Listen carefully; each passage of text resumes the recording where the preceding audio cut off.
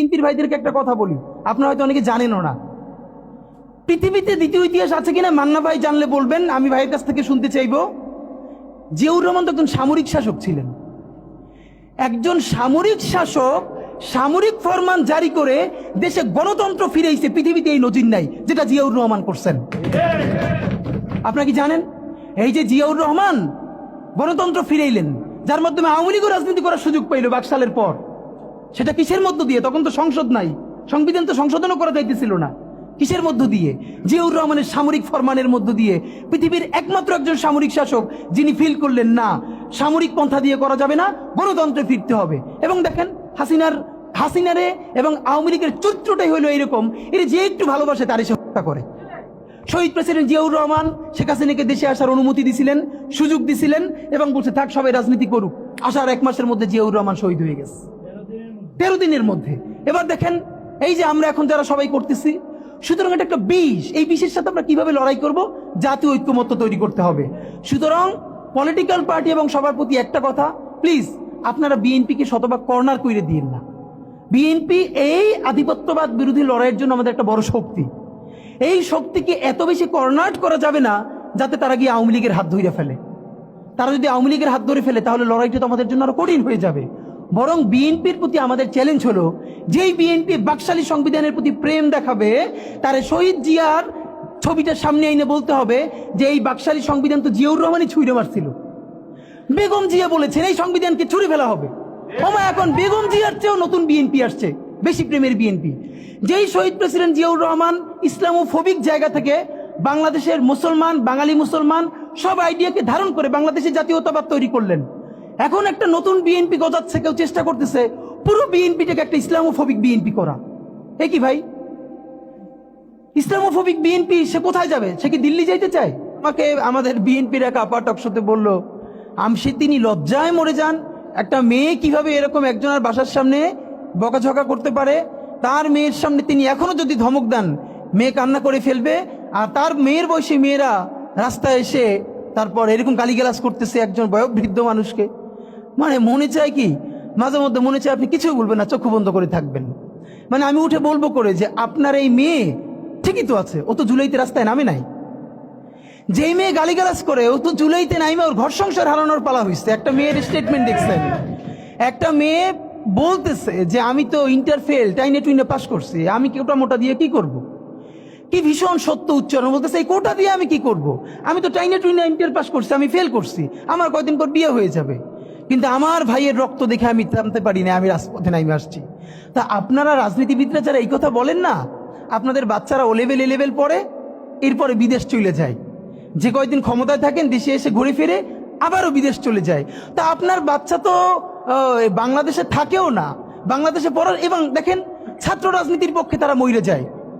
একটা বাংলাদেশের পারলে আপনারা বলেন প্রধান সারির কোনো রাজনৈতিক দলের কোনো নেতার সন্তানেরা তার দলের ছাত্র রাজনীতি করে? একজন বলেন যে প্রত্যেকটা রাজনৈতিক দলের প্রথম 5-10 জন নেতার নাম বলেন। আমরা বলেছি ছাত্র রাজনীতি থাকতে হবে, লেজুরবাদী ছাত্র রাজনীতি না, ক্যাম্পাসে ছাত্র সংসদ হবে।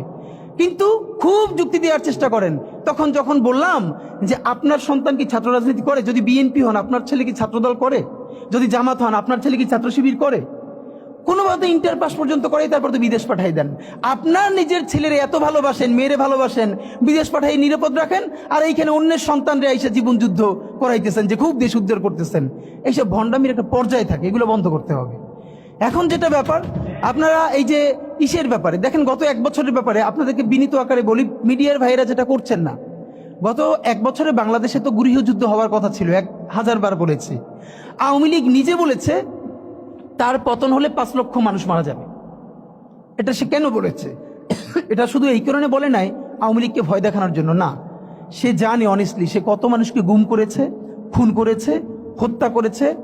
এই প্রত্যেকটা পরিবারের একজন করে মানুষ যদি আওয়ামী লীগের বিরুদ্ধে রুখে দাঁড়ায়, তাহলে তো আওয়ামী লীগের এখানে আও থাকার কথা না। আপনি ভাবেন পিলখানা থেকে শুরু করেন, যতজন অফিসার, সাপ্লাই, যত গণহত্যা, এরপরে নিরাপদ সড়ক আন্দোলন থেকে শুরু করে প্রত্যেকটা জায়গায়, সর্বশেষ জুলাইয়ে মিনিমাম যে 1500 শহীদ, এই প্রত্যেকটা শহীদ পরিবার থেকে একজন যদি জান বাজি রেখে নামে, তাহলে এখানে কি অবস্থা হওয়ার কথা ছিল বলেন।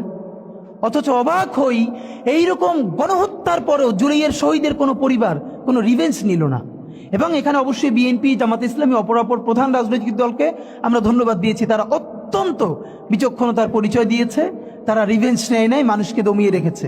কিন্তু এই গত 1 বছরে, এবং খেয়াল করেন মবের একাডেমিক সংজ্ঞা যদি ধরি, আমাকে খালেদ মহিউদ্দিন ভাইও জিজ্ঞেস করবার চেষ্টা করলো একই টকশোতে, মানে মব কি মানে হইল, মবের এখন ভালো সংজ্ঞা হইছে যেইটা আপনার বিরুদ্ধে হবে, এই এস্টাবলিশমেন্টের বিরুদ্ধে, সেইটি হইল মব।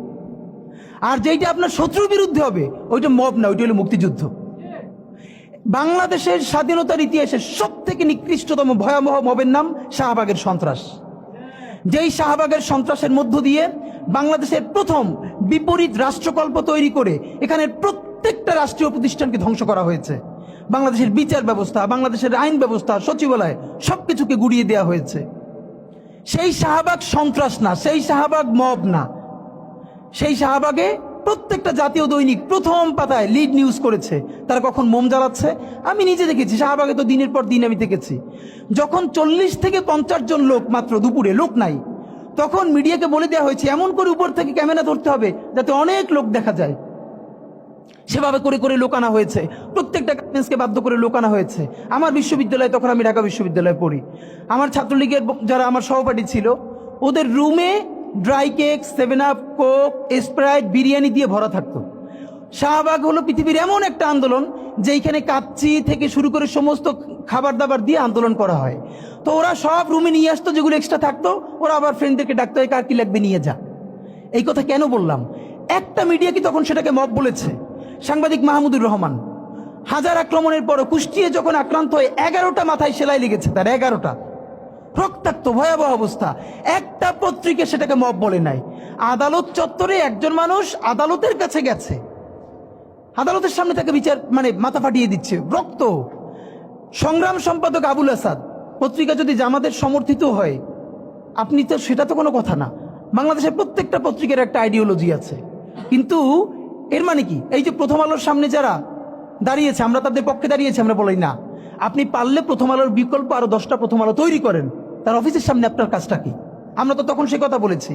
কিন্তু এই যে সবাই মব বাজরা, যারা মব ট্রেডিং করছেন, তারা সম্পাদক আবুল আসাদের রুমে ঢুকে, একটা পত্রিকা অফিসে সব থেকে বয়োজ্যেষ্ঠ সম্পাদক ছিলেন উনি বাংলাদেশের, দাড়ি ধরে টেনে মুক্তিযুদ্ধ মঞ্চের সন্ত্রাসীরা তাকে বের করে তারপরে থানায় নিয়ে গেছেন।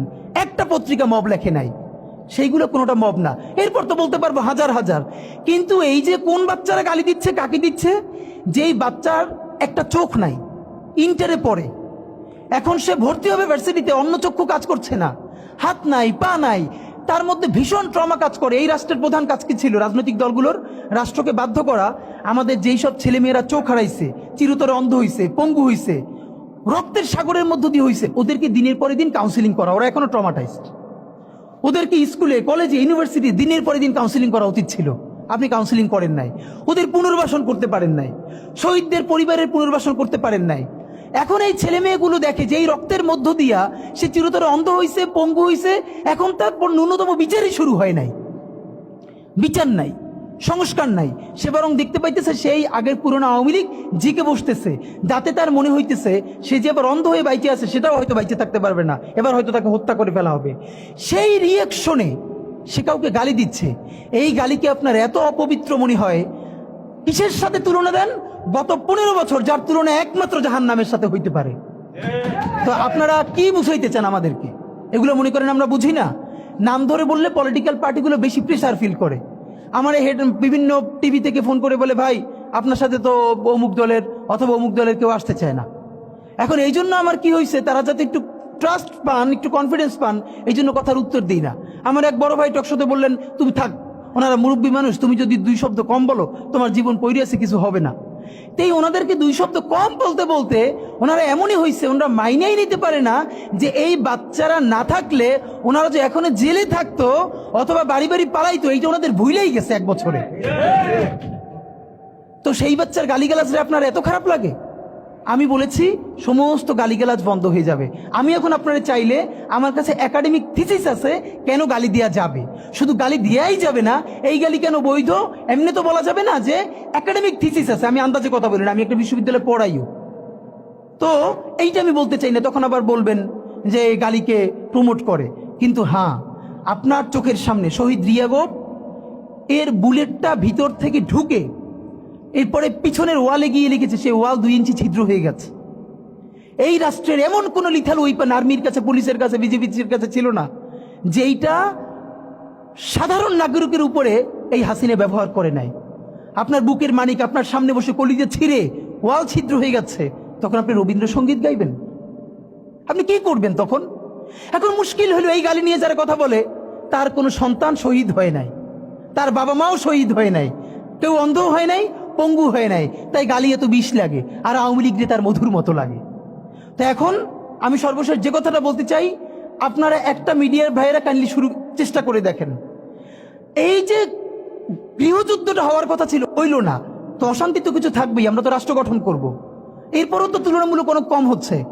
কেউ একটা মিডিয়া কেন বলতেছে না 1971-এর মহান মুক্তিযুদ্ধের পর 72 থেকে 75 বাংলাদেশে যেই পরিমাণ মব সন্ত্রাস হয়েছে, যেই পরিমাণ কেওয়াস হয়েছে, ইতিহাসে তা আর হয় নাই। তার সাথে জড়িত ছিল কারা? এই যে মুজিব বাহিনীর গুন্ডারা।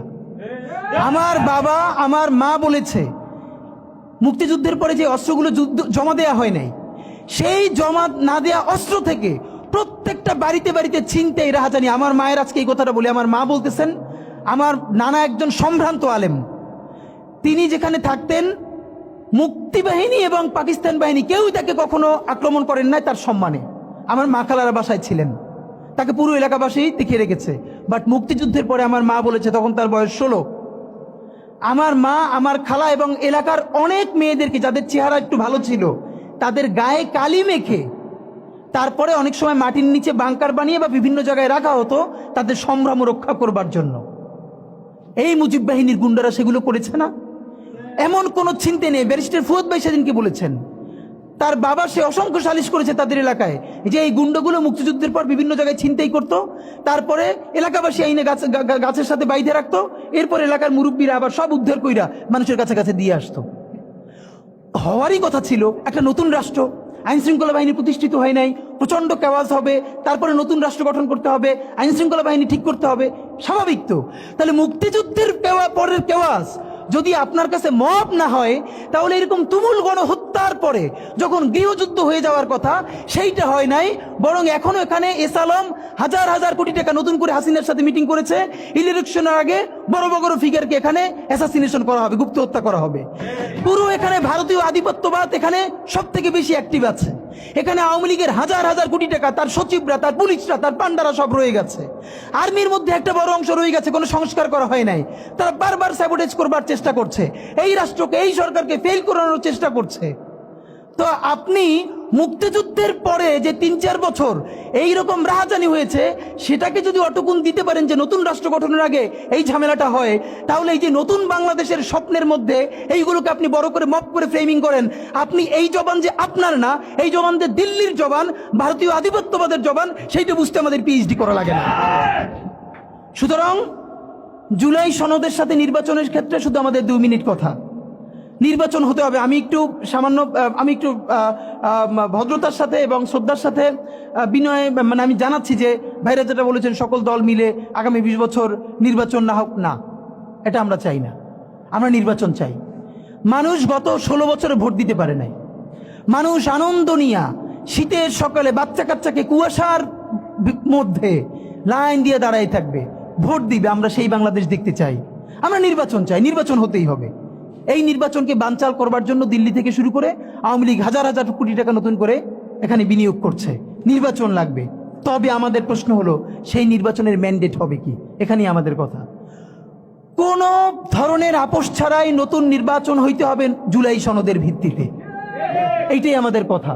জুলাই সনদের ভিত্তিতেই নির্বাচন হতে হবে এবং জুলাই সনদের বৈধতা নির্বাচনের আগেই দিয়ে সেইটার ভিত্তিতে নতুন নির্বাচন হবে, যেই নির্বাচনের ম্যান্ডেট থাকবে নতুন সংসদে নতুন বাংলাদেশের জন্য আমাদের রাজনৈতিক দলগুলো মিলে নতুন সংসদের নতুন সংবিধান উপহার দিবে।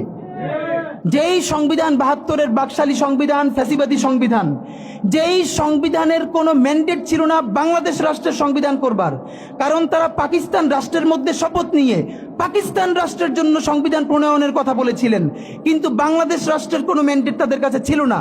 তারপরে তারা সংবিধান রচনা করেছেন, এরপরেও তারা একটা সেই সংবিধানকে লেজিটিমেট করবার জন্য একটা গণভোট দেন নাই।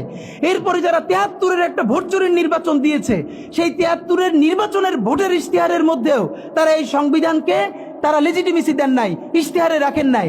সেই সংবিধানকে যুগের পরে যুগ আমরা বয়ে বেড়াবো, সেই দায়বদ্ধতা তো আমাদের নাই। এবং সেই সংবিধান কেমন ফ্যাসিস্ট সংবিধান করা হয়েছে, যেইটার সাংবিধানিক ভিত্তি দিয়েই আপনি একটা কথা বলতে পারবেন, এই যে সবাই বলে আইনের কথা, বলেন তো পারলে একটা কথা, হাসিনা কোনটা বেআইনি কাজ করছে? না, হাসিনা একটাও বেআইনি কাজ করে নাই। সে সমস্ত হত্যা, গুম, খুন এই সংবিধানের আইনের ভিত্তিতেই করছে। সে এই সংবিধানকে ডাস্টবিন বানিয়ে তত্ত্বাবধায়ক সরকার বাতিল করেছে, যা ইচ্ছা করে তাই করেছে। এবার তো সে তো বেআইনি কিছু করে নাই, কথা তো সত্য। আমার বিএনপির ভাইদের প্রতি শুধু একটা আফসোস লাগে, কারো কারো দেখি 72-এর সংবিধানের প্রতি তাদের কি গভীর প্রেম, যেই সংবিধানের মধ্য দিয়ে বাকশাল এসেছে, যেই সংবিধান গণতন্ত্র হত্যা করেছে। আজকে বিএনপির